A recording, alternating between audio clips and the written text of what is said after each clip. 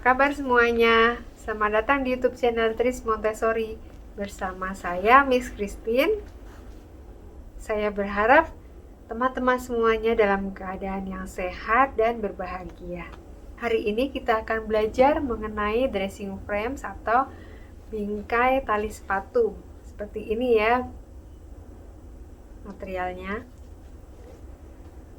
Jangan lupa tetap ikuti tayangan Tris Montessori dari awal hingga akhir. Dan jangan sampai ada yang tertinggal. Tetap subscribe bagi yang belum subscribe. Tekan notification bell-nya, like, dan share. Untuk tujuan pembelajaran dressing frame bingkai tali sepatu, kita bagi menjadi dua, tujuan langsung dan tujuan tidak langsung. Tujuan langsung dari pembelajaran ini adalah untuk mengajarkan kepada anak bagaimana cara memakai dan melepaskan tali sepatu. Kemudian untuk tujuan tidak langsungnya adalah untuk mengembangkan koordinasi mata dan tangan, meningkatkan motorik halus, kemandirian, dan konsentrasi pada anak. Kemudian untuk usia adalah diperuntukkan untuk anak usia 4 hingga 4,5 tahun. Kontrol kesalahan pada pembelajaran kali ini adalah secara visual, yaitu kita akan melihat hasil dari praktek anak ya, apakah sudah ditalikan sesuai dengan lubang yang ada di bingkainya. Untuk variasi pembelajaran dressing frames bingkai tali sepatu bisa juga menggunakan berbagai macam tali. Maksudnya mengikat talinya itu kita bisa menggunakan berbagai model. Kemudian kita bisa menggunakan berbagai macam pita dan bisa juga langsung praktek pada misalnya menali sepatu secara real ya. Kemudian bisa juga menggunakan kado, anak diminta untuk mengikat pitanya seperti tali sepatu ini. Bisa juga pada anak yang belajar menjahit, itu juga kita bisa menggunakan bingkai tali sepatu ini karena mirip ya seperti menjahit. Kemudian bisa juga kita buat model yang lain pada bingkai ini. Jadi supaya anak lebih berkreasi lagi. Ada beberapa variasi yang saya lihat pada material Montessori bingkai tali sepatu ya. Ada yang, kalau yang ini yang saya punya adalah benar-benar menyerupai sepatu sehingga kain yang ada tidak tersambung sempurna ya, maksudnya ada belahan jadi tidak tertutup sempurna. Tapi ada juga yang kainnya itu sampai di sini tertutup ya, tidak seperti ini kan tidak ada terbuka sedikit ya, jadi ada lubang di sini ya.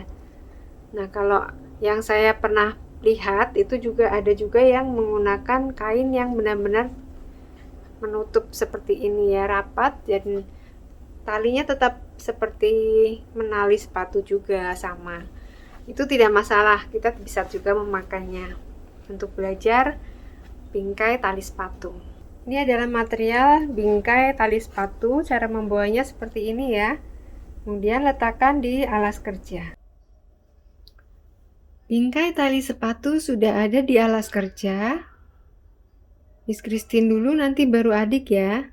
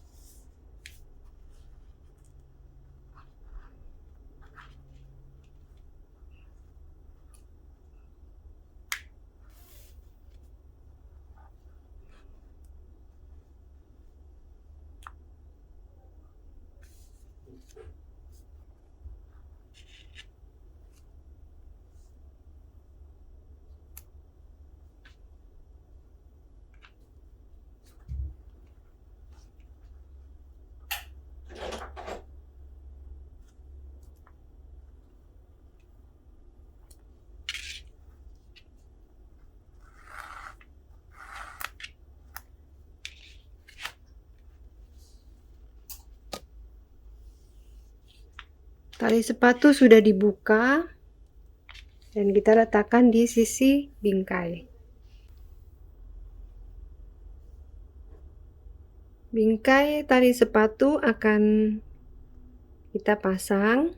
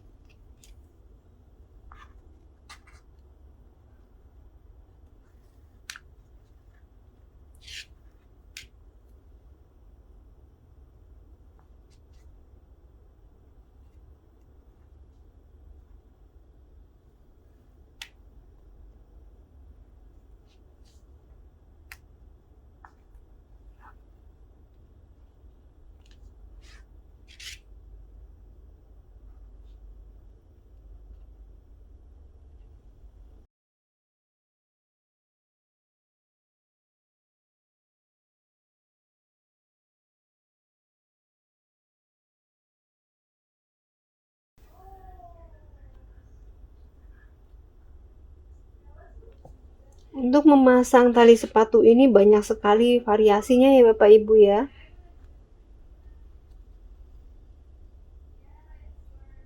Bisa kita ganti cara-cara yang lain atau dengan model yang berbeda ya di lain kesempatan.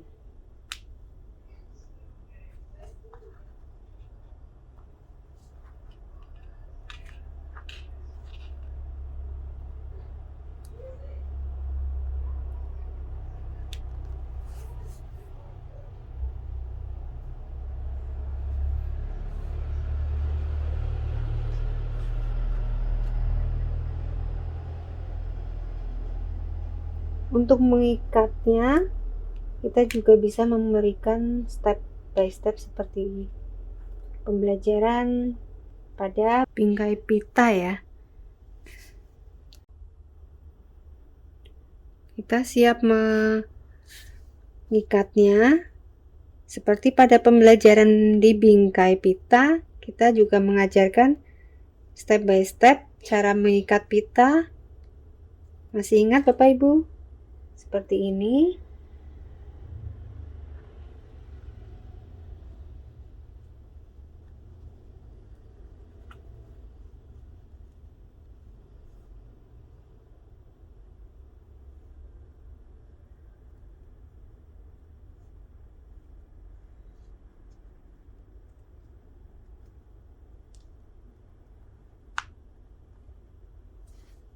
Oke, sudah selesai. Adik mau coba? Jika adik sudah selesai, kesimpulan hari ini adalah hari ini kita sudah belajar membuka dan memasang tali sepatu pada bingkai tali sepatu.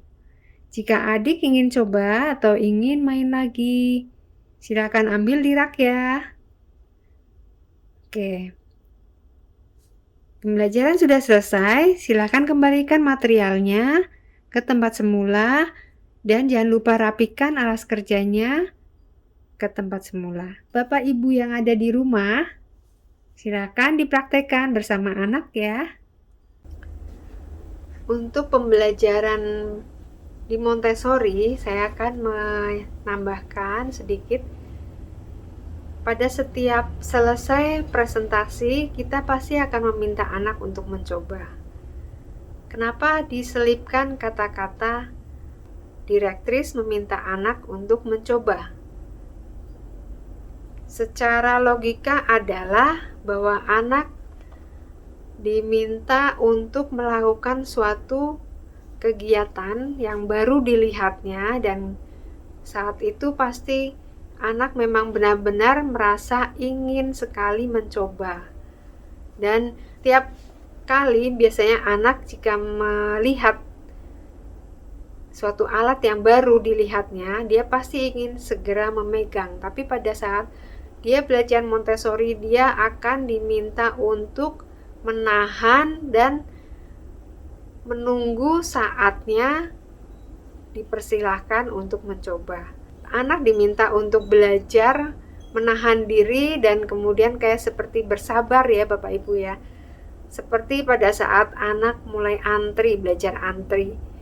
Seringkali kita melihat anak itu tidak mau kalah ya. Jadi berusaha untuk berada di posisi terdepan supaya pada saat gilirannya lebih cepat itu. Padahal kan semua anak juga akan kebagian kan. Tapi anak tidak merasa bahwa itu adalah perlu. Antri itu menurut anak-anak di pikiran bawah sadarnya itu adalah membuang waktunya dengan percuma dan dia nanti pasti akan dibohongi, akhirnya tidak mendapat giliran. Itu adalah pikiran mereka.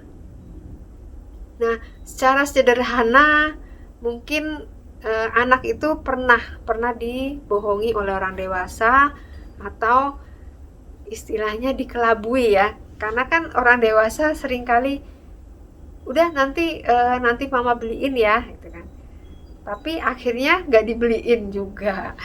Seperti itu. Jadi seringkali di kehidupan nyata itu memang anak seringkali dikelabui oleh orang dewasa.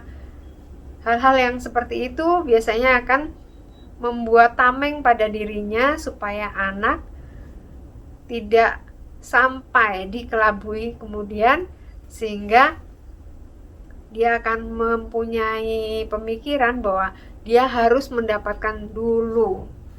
Nah, akhirnya anak tidak mau mengalah ya, dan egoisentrisnya selalu lebih tinggi dibandingkan teman-temannya, tidak mau ngalah semuanya dan akhirnya berantem dan sebagainya.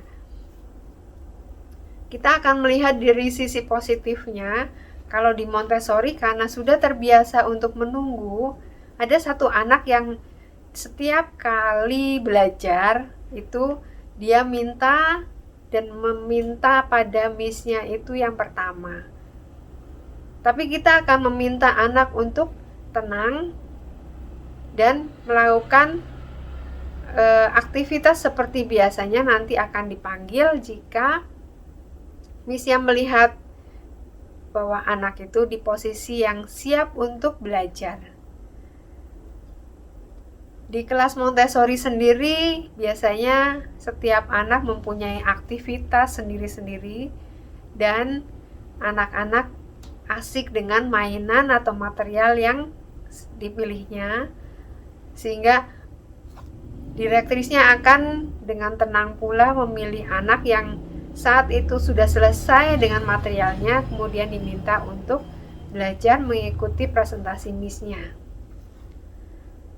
Biasanya pembelajaran yang baru akan dipresentasikan, tapi setelahnya direktrisnya akan melihat atau memonitor, mengawasi bagaimana anak memainkan materialnya. Jika perlu bantuan, biasanya miss akan membantunya. Tapi jika dirasa tidak memerlukan bantuan, direktris akan membiarkan sang anak berkreasi dengan imajinasinya. Seperti kita melihat bahwa anak biasanya akan melakukan berbagai macam cara untuk memainkan materialnya. Kita akan melihat banyak sekali pada tayangan-tayangan misalnya di YouTube yang lain, ada beberapa anak melakukan penambahan dengan jadi dua material digabung menjadi satu, kemudian dia susun dengan rapi. Kita tidak pernah mengajarkan demikian, tapi anak akan berpikir bagaimana caranya memainkan ini, bagaimana caranya melakukan seperti ini. Dia akan mencoba. Itu adalah yang terbaik buat anak.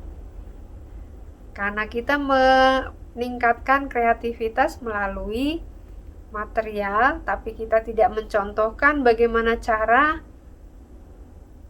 melakukan kreativitas itu. Kreativitas akan tumbuh sendiri dari pikiran anak. Oke, demikian pembelajaran dressing frames bingkai tali sepatu. Jika ada yang ingin ditanyakan, boleh diisikan di kolom komentar. Kemudian terima kasih yang sudah subscribe. Jika yang belum subscribe, silakan subscribe, tekan notification bell-nya, like dan share. Terima kasih. Bye.